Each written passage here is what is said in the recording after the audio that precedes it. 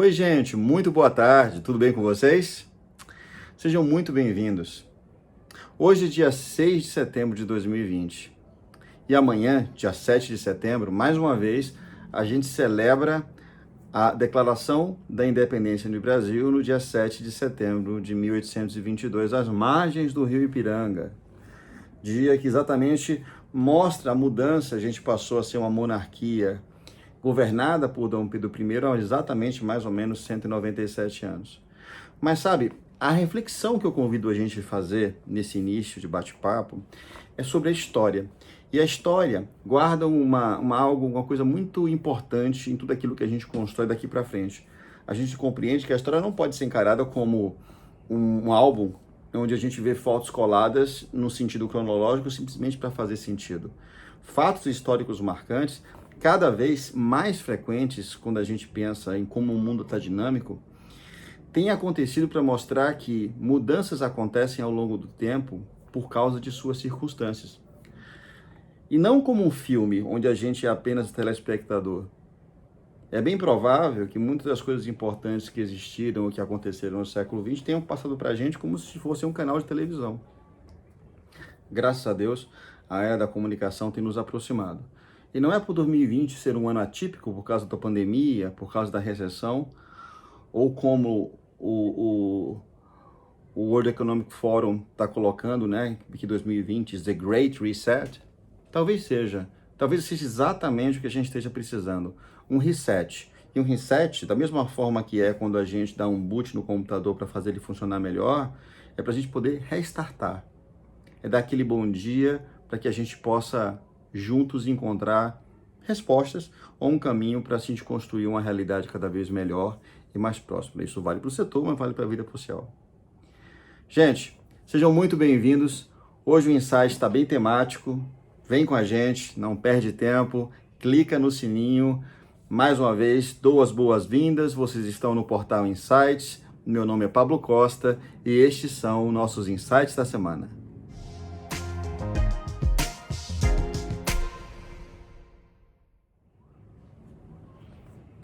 Pois é, pessoal. Custa para mim, sabe, imaginar que nós já estamos em setembro e que parece que tudo isso que aconteceu esse ano parece que tem passado assim como um estalar de dedos. Mas é meramente ilusão de ótica, até mesmo da minha parte. Eu que me considero um baiano muito ansioso, às vezes costumo trocar a noite pelo dia simplesmente porque eu quero que as coisas acelerem. Eu tenho travado, inclusive, batalhas importantes comigo mesmo, quando eu quero aprender alguma coisa, fica naquela agonia de querer entender o que está acontecendo. Pois bem, colocando os pontos nos is, resultado do segundo trimestre chegou. 9% de queda no PIB, estamos em recessão técnica. Até aí, nenhuma novidade. A gente já vem discutindo aqui que o comportamento econômico global, e não somente restrito à área de energia ou à área de óleo e gás propriamente dita, ainda é muito turvo. Quando a gente olha para frente, o que a gente enxerga é uma nebulosa de incertezas. Mas é para frente que se caminha, né? Como diria a música de James Taylor, we need to be the walking man. E o walking man está sempre andando, nunca está parado.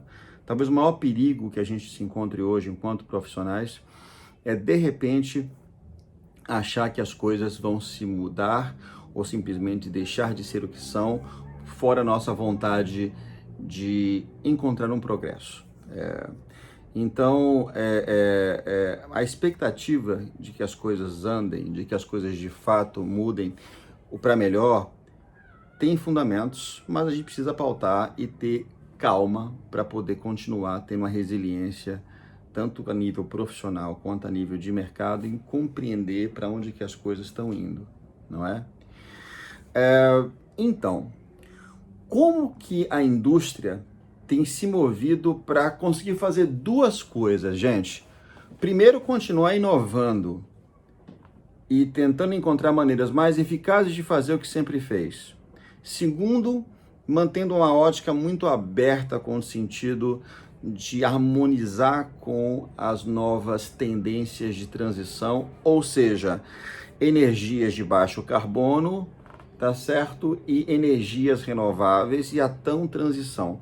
Mas não se engane não, um Great Reset não é simplesmente a troca de A para B, mas o mais importante é como é que eu saio de fato de A e chego em B sem precisar destruir tudo pelo caminho. Há pensadores de todos os lados, os mais radicais e os menos radicais. O mais importante nessa história é a gente encontrar um bem comum. Então, Pablo, o que você está querendo dizer? Que tudo isso que está acontecendo em 2020, na verdade, é benéfico? Bom, vale a teoria do copo meio cheio, meio vazio, não é mesmo? A gente precisa ter essa dinâmica para poder conseguir entender para que lado que as coisas devem ir e como é que a gente colabora para que isso aconteça.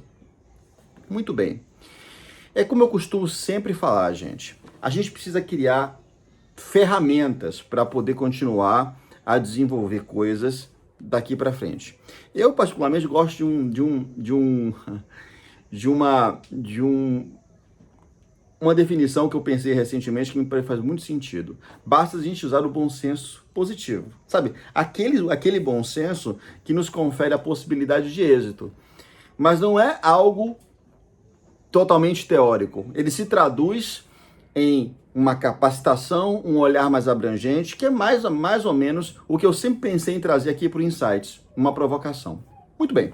Então, hoje o convite é rapidinho, algumas coisas que me chamaram a atenção na última semana. Tanta coisa aconteceu que ficou um pouco difícil a gente olhar para aquilo que é mais importante. Eu separei duas coisas aqui que eu queria falar com vocês durante o Insight de hoje. Na última terça-feira, a Câmara aprovou o texto base da Lei 6407, ou conhecida como Marco Legal, ou Marco Regulatório do Setor de Gás. Uma expectativa enorme. A gente já havia, em outras ocasiões, comentado aqui o que o papel disso, o que os levantamentos, que são a proposta do governo, trazem. Entre outras coisas, promovem a possibilidade de que com o marco e com a ampliação que outros players participem desta possibilidade, o nível de investimentos que passa a vir para o Brasil seria em torno de quase 6 bilhões de reais por ano nos próximos 10 anos.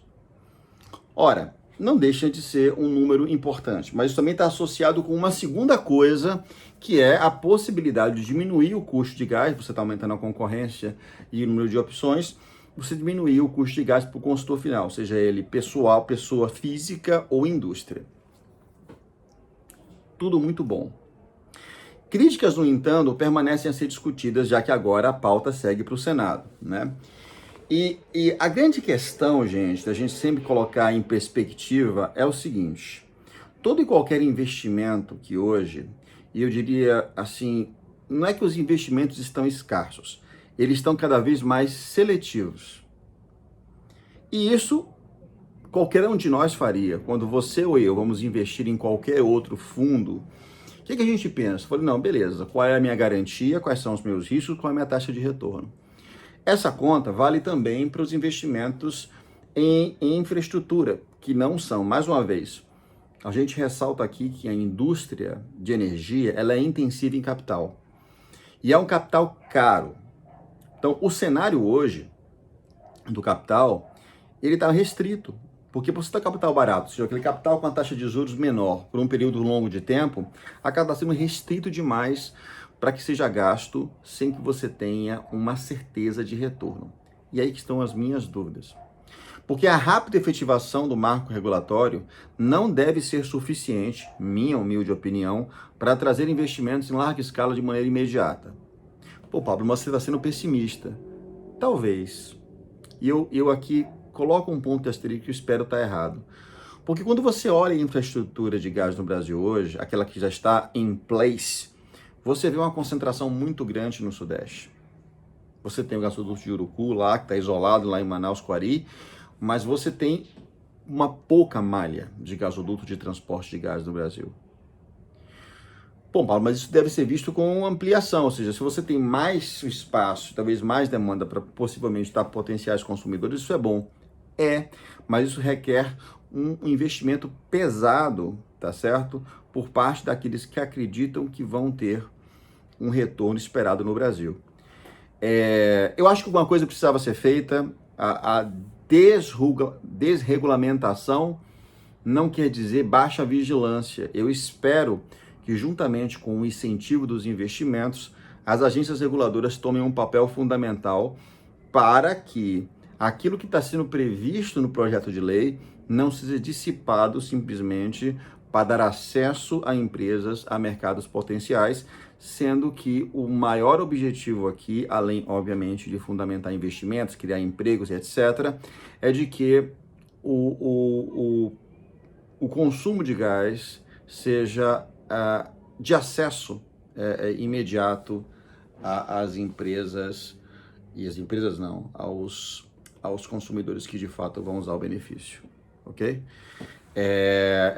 Eu sei que tem aquela questão da Petrobras, hoje tem 70% do mercado, that's fine. Eu também acho que a Petrobras não precisava assumir tanta responsabilidade, isso é um modelo de gestão que foi criado há anos atrás. Eu sei que ela tem o posse de quase 19 das 26 distribuidoras do mercado de gás pertencem à Petrobras, e ela também ela é acionista, mas é fundamental que meu ponto é o seguinte, gente, esse não pode ser o único motivo, esse tem que ser um dos motivos. Você precisa criar outras coisas para que os investimentos venham, tá certo? E outra coisa é o estudo de mercado, porque, por enquanto, os números dizem que você tem uma baixa demanda, mas a baixa demanda, muito provavelmente porque você não há acesso em função da não homogeneização da infraestrutura no Brasil. Uma malha concentrada somente numa região sudeste, parte da centro-oeste, mas that's it. Então, é muito importante que a gente tenha essa noção. Convido vocês a darem uma olhada no Ministério de Minas e Energia. Ele tem um espaço muito legal onde você consegue ver as infraestruturas. Eu vou deixar o link aqui no post que vai junto com o Insights número 14, ok? Então, assim, só para acabar com esse assunto, nesse momento, vamos observar o que vai acontecer no Senado, vamos ver como é que ela é implementada, quando é que a ascensão do presidente Bolsonaro nesse sentido, mas não vamos esquecer, separar o joio do trigo, as coisas não vão acontecer no estalar de dedos, tá certo? É importante demais a gente sempre ter essa visão de que dinheiro não brota da terra, tá, sabe? Tem que ter um retorno. Então, vamos ficar de olho de como que os desdobramentos da lei do gás trazem para a gente nos próximos anos. Crossing fingers, ok? Vamos embora. Bom, o segundo assunto da semana é Petrobras. Cara, no meio dessa doideira de incertezas, recessão comprovada, como eu falei inicialmente, o que a gente está vendo da maior companhia do país de energia? Muito bem, a gente vai ter que ser forçado a falar sobre um velho amiguinho chamado desenvolvimento de Búzios. Pois é, essa semana a Petrobras, ou pelo menos saíram algumas mídias, de que a Petrobras já está trabalhando na terceira fase do projeto de Búzios, que vai da FPSO número 9 e número 12, no megacampo na Bacia de Santos. O cluster de Búzios hoje, sem dúvida, chama a atenção muito a Petrobras. Então, o que ficou anunciado? A Petrobras entrou em contrato com a Doris Engenharia para o projeto das FPSOs, um projeto que deve rolar em mais ou menos em termos de 15 milhões, tá certo?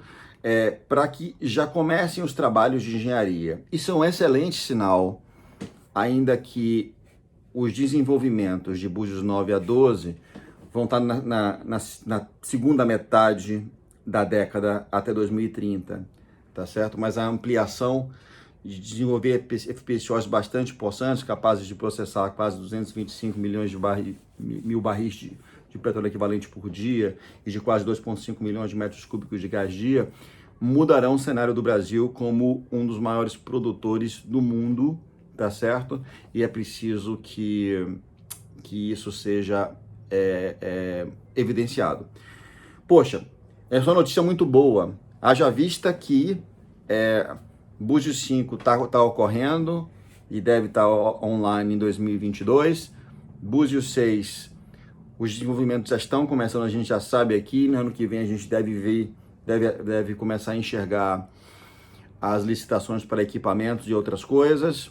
As coisas estão andando e mesmo no meio dessa pandemia e tanta restrição de capital, a gente vê a Petrobras ativa e dizendo muito claramente para o mercado para que veio.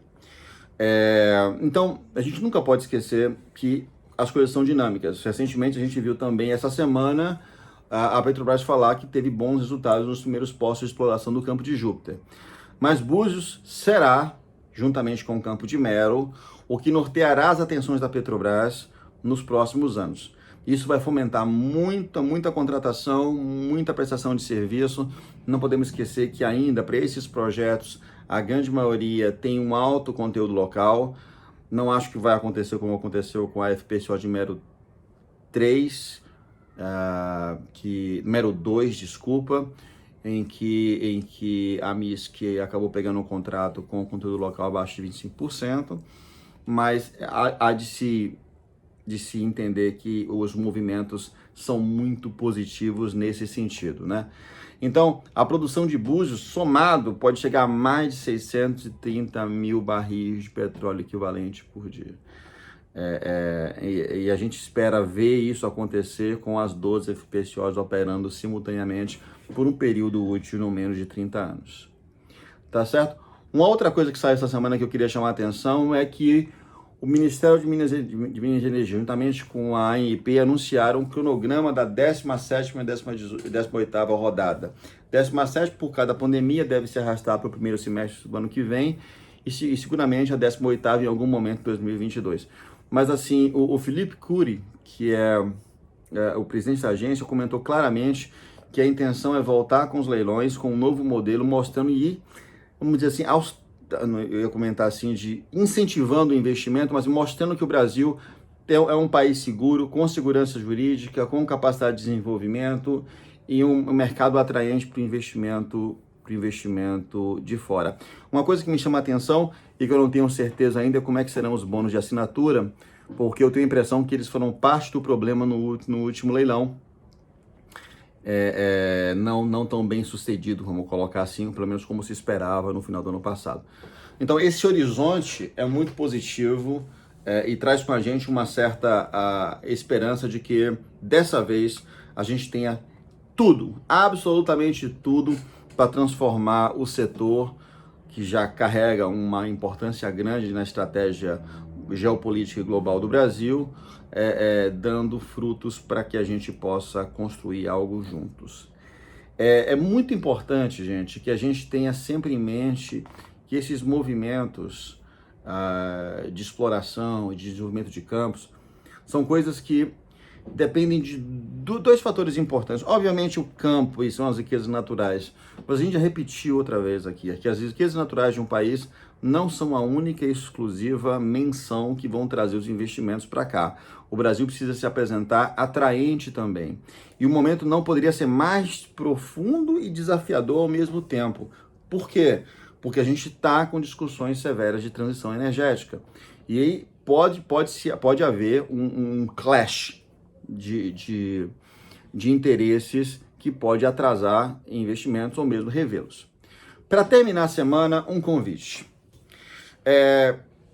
Como todo mundo já sabe, muitas empresas de consultoria anualmente soltam seus Global Outlooks sobre aquilo que preveem como as demandas que finalmente vão nortear os mercados.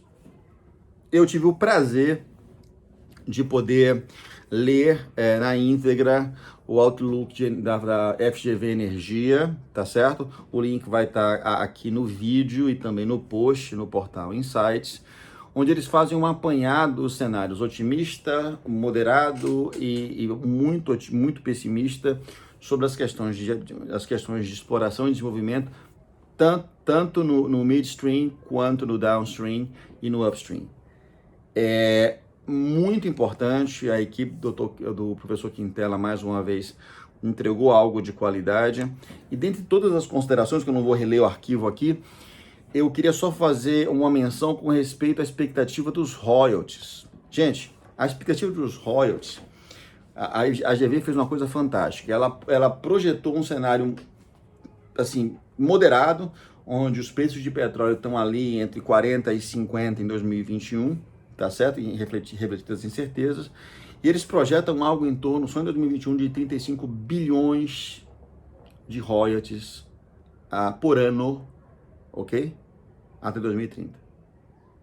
Em contraposto, se uma possível elevação do preço acima de 60, essa mesma projeção, gente, sobe para mais de 48, 49 bilhões de royalties. Deixa eu só fazer uma última reflexão aqui, gente, algo que eu tenho insistido. O Brasil precisa, e nós precisamos estar vigilantes para onde estão indo esses royalties. Olha que eu não estou entrando ainda em termos de impostos pagos. Por quê? Porque eles precisam ser destinados a fundos de investimento no país. Minha humilde sugestão tinha que ser integralmente para a educação. Se a gente não desenvolver esse país de maneira educacional, gente, a gente vai estar fadado a contar a história dos outros. E é uma coisa que me intriga. Como parte prestador de serviço do mercado de óleo e gás, minha contribuição para o meu país vai muito nesse sentido. O que eu gero de valor? Não é somente conhecimento, não é estar falando sobre uma coisa que eu conheço, mas é demonstrar que aquela riqueza que a gente está explorando, que a gente está lutando para desenvolver, ela tem que ter um fim. Esse é o meu maior desafio quando eu, hoje, estudando o assunto, e faz parte de uma linha de estudo que eu tenho, o mercado de energia como poder transformador de sociedades. A gente vai encontrar maus e bons exemplos. Estou torcendo para que o Brasil fique no lado dos bons exemplos. Minha gente, esses foram os insights da semana para vocês guardarem. Deixa eu só comentar uma coisa importante que tem a ver com o desenvolvimento pessoal, né? Hoje a gente falou de diversos assuntos, mas um talvez me chama mais atenção, que é o nosso papel. E como é que a gente tem sucesso? Como é que você faz para não errar? Me perguntaram esses dias numa palestra que eu dei, e minha resposta é a seguinte: 2 coisas para a gente sempre fazer. Fiquem abertos às ideias e não às pessoas. A gente pode não querer ouvir alguma coisa de alguém porque a gente não gosta dela. Ouça, sempre importante. E a outra coisa, não fiquem com medo das decisões que vocês tomam. Tony Robbins tem uma frase muito legal no livro dele, Despertando o Gigante Interior, quando ele fala que o sucesso que a gente tem, geralmente é fruto de boas decisões, certo? E boas decisões, por sinal, também são frutos de você ter experiência, quando você sabe aonde e como fazer. Pois é, experiência nada mais é do que o fruto de más decisões. Então, esse ciclo nunca pode ser desconsiderado, tá bom? Sejam fortes. Obrigado por vocês terem acompanhado o nosso insight de hoje. Clica no sininho, vem com a gente, deixa seu comentário, o que é que a gente pode comentar. Fico feliz em poder contribuir, tá certo? Um abraço forte, fiquem com Deus, uma boa semana e a gente se vê na próxima semana no Insights. Um abraço, gente, te cuidem.